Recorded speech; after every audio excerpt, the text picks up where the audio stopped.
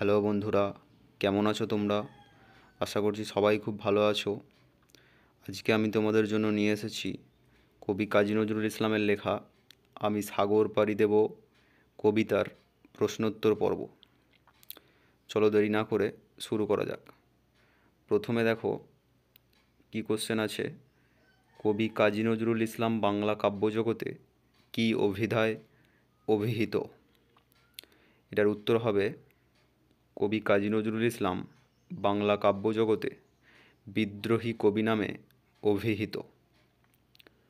2 নম্বর question, তাঁর লেখা দুটি কাব্যগ্রন্থের নাম লেখো। এটার উত্তর, তাঁর লেখা দুটি কাব্যগ্রন্থের নাম অগ্নিবীণা ও সর্বহারা। 3 দেখো, কবিতায় উল্লিখিত বিভেদ শব্দটি লেখো। ভেদ শব্দটির আগে বি বসে তৈরি হয়েছে নতুন শব্দ বিভেদ। নিচে বেশ কিছু শব্দ দেওয়া হলো, নিচের শব্দগুলির আগে বি যোগ করে নতুন নতুন শব্দ তৈরি করো। প্রথমে দেখো ভাগ আছে, ভাগের আগে বি যোগ করলে অর্থাৎ বয়হস্যই যোগ করলে হয় বিভাগ। তার নিচে দেখো তৃষ্ণা অর্থাৎ বিতৃষ্ণা হবে। তার নিচে চার, বিচার। ডান দিকে পাশে দেখো হার, এটা হবে বিহার। জ্ঞান, এটার সঙ্গে বি যোগ করলে হবে বিজ্ঞান। ক্রয়, এর সঙ্গে বয়হস্যই যোগ করলে হয় বিক্রয়। পরের পাতায় দেখো 4 দাগে বলেছে নির্দেশ অনুসারে লেখো। 4 দাগের 1, তালে তালে শব্দটিতে একই শব্দ পরপর দুবার বসেছে। তোমাদের কবিতায় দেখো তো এরকম একই শব্দ পাশাপাশি দুবার বসে কী কী শব্দ তৈরি হয়েছে। এটা হবে তালে তালের মতো আরও শব্দ হলো দুলে দুলে, দ্বীপে দ্বীপে, দেশে দেশে। 4 দাগের 2, তালে তালে শব্দটিতে যেমন একই বর্ণ ল দুবার বসেছে তেমনি ল ধ্বনিকে দুবার ব্যবহার করে আরও একটি শব্দ লেখো। ল ধ্বনিকে দুবার ব্যবহার করে তোমরা লিখবে চালে চালে, ফুলে ফুলে। 4 দাগের 3, উপরের প্রশ্ন দুটিতে ব্যবহৃত শব্দটির মতো 5টি শব্দ তুমি নিজে তৈরি করো। 5টি শব্দ তোমাকে নিজে তৈরি করতে বলেছে। তুমি এটা করবে চালে চালে, ডালে ডালে, জোরে জোরে, ছুটে ছুটে, ঝুলে ঝুলে। 4 দাগের 4, র ধ্বনিকে দুবার ব্যবহার করে দেখো তো কোন কোন শব্দ পাও। একটি করে দিয়েছে দেখো, যেমন বলেছে থর থর। থর থরের মতো তোমাকে আরও র ধ্বনি ব্যবহার করে শব্দ তৈরি করতে হবে। এটা হবে যেমন ধর ধর, ঝড় ঝড়, খড় খড়, চর চর। এরপর 5 দাগের দেখো, কোন কোন শব্দগুলির অন্তমিল আছে তাদের মেলাও। অন্তমিল অর্থাৎ উচ্চারণের মিল আছে, যেমন সওদাগর, এটার সাথে হবে মধুকর। আজ, লাজ। বদরগাজী, মাল্লা মাঝি। সিন্ধু, বন্ধু। এরপর 6 দাগের দেখো, নিচের প্রশ্নগুলির উত্তর করতে বলেছে। 6 দাগের 1, কী প্রশ্ন আছে দেখো, সওদাগর কোথায় পাড়ি দিতে চায়?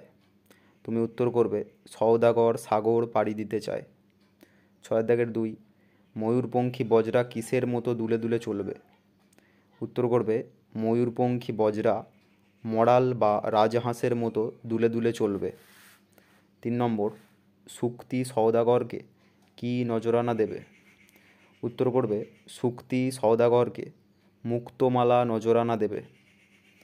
4 নম্বর, কথক সওদাগর হয়ে কাদের ভয় পান না? তুমি উত্তর করবে কথক সওদাগর হয়ে হাঙর, কুমির বা তিমির মতো হিংস্র জলজ প্রাণীদের ভয় পান না। 5 দাগের কোশ্চেন, কথক সওদাগর কিভাবে বিভেদ ভেঙে সমস্তকে একাকার করতে চান? এটার উত্তর করবে কথক সওদাগর দেশে দেশে বন্যা এনে বিভেদ ভেঙে সমস্তকে একাকার করতে চান। 6 দাগের 6 দেখো, কথক কাদের জলদস্যু বলেছেন? তাদের জন্য তিনি কাদের পাহারায় রেখে যেতে চান? এটার উত্তর করবে কথক হাঙর, কুমির, তিমিদের জলদস্যু বলেছেন। তাদের জন্য তিনি সিন্ধু গাজী, মোল্লা মাঝি, নৌসেনারূপী জেলেদের পাহারায় রেখে যেতে চান। আর একবার বলছি, কথক হাঙর, কুমির, তিমিদের জলদস্যু বলেছেন। তাদের জন্য তিনি সিন্ধু গাজী, মোল্লা মাঝি, নৌসেনারূপী জেলেদের পাহারায় রেখে যেতে চান। 7 নম্বর কোশ্চেন দেখো, দেশে দেশে দেয়াল গাঁথা বলতে কবি কী বুঝিয়েছেন, কিভাবে তিনি এর প্রতিকার করবেন।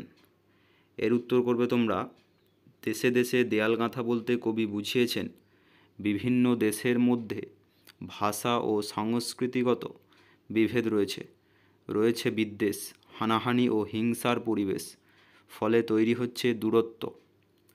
কথক বাণিজ্য করতে গিয়ে বিভিন্ন দেশ ভ্রমণ করতে চান, সেখানকার সম্পদ ও ঐতিহ্য পরস্পরের মধ্যে বণ্টন করে বিভেদের প্রাচীর ভেঙে ফেলতে চান। আর একবার বলছি, দেশে দেশে দেয়াল গাঁথা বলতে কবি বুঝিয়েছেন বিভিন্ন দেশের মধ্যে ভাষা ও সংস্কৃতিগত বিভেদ রয়েছে বিদ্বেষ, হানাহানি ও হিংসার পরিবেশ, ফলে তৈরি হচ্ছে দূরত্ব। কথক বাণিজ্য করতে গিয়ে বিভিন্ন দেশ ভ্রমণ করতে চান, সেখানকার সম্পদ ও ঐতিহ্য পরস্পরের মধ্যে বণ্টন করে বিভেদের প্রাচীর ভেঙে ফেলতে চান। 8 নম্বর কোশ্চেন দেখো, কবিতায় কথক কোন কোন জিনিসকে 7 সংখ্যা দিয়ে উল্লেখ করেছেন। এটা উত্তর হবে, কবিতায় কথক সাগর আর মধুকরকে 7 সংখ্যা দিয়ে উল্লেখ করেছেন। 9 নম্বর কোশ্চেন দেখো, দুঃখিনী মায়ের দুঃখ ঘোচাতে কবি কী করতে চান। তোমরা এটার উত্তর করবে, দুঃখিনী মায়ের দুঃখ ঘোচাতে কবি জগৎ জুড়ে বাণিজ্য করে সুখ ও সম্পদ আহরণ করে আনতে চান। আর একবার বলছি, দুঃখিনী মায়ের দুঃখ ঘোচাতে কবি জগৎ জুড়ে বাণিজ্য করে সুখ ও সম্পদ আহরণ করে আনতে চান। 10 নম্বর কোশ্চেন দেখো, কবিতায় কোন কোন রত্নের উল্লেখ আছে খুঁজে বার করো। এটার উত্তর করবে, কবিতায় উল্লিখিত রত্নগুলি হলো মুক্তা, পান্না, চুনি, জহরত। 11 নম্বর এবং শেষ প্রশ্ন, কবিতায় কোন কোন জলজ প্রাণীর উল্লেখ আছে। উত্তর করবে, কবিতায় উল্লিখিত জলজ প্রাণীগুলি হলো হাঙর, তিমি, কুমির। আজ এ পর্যন্তই, আবার হাজির হব অন্য একটি ক্লাস নিয়ে। ততক্ষণ পর্যন্ত ভালো থাকবে সবাই। Take care everyone.